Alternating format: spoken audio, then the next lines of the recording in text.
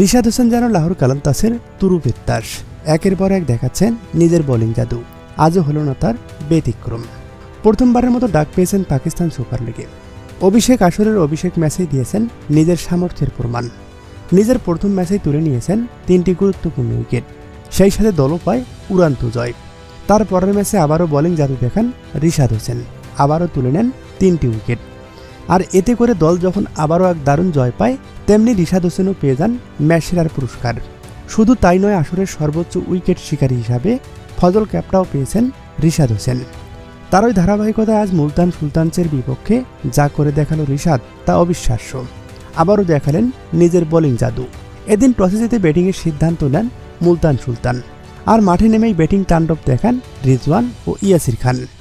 তাদের 4 ছক্কার ফুলঝুরিতে মাত্র 6 ওভারে কোনো উইকেট না হারিয়ে 79 রান তোলে মুলতান সুলতান। তবে সপ্তম ওভারে বল করতে আসেন রিশাদ। নিজের প্রথম 2 ওভারে উইকেট না পেলেও তৃতীয় ওভারে তুলে নিয়েছেন ভয়ঙ্কর হতে থাকা ওসমান খানকে। নিজের কোটার শেষ ওভারে আরও একটি উইকেট তুলে নেন রিশাদ। আর এ নিয়ে পিএসএলের এবারের আসরে রিশাদের উইকেট সংখ্যা এখন 8টি।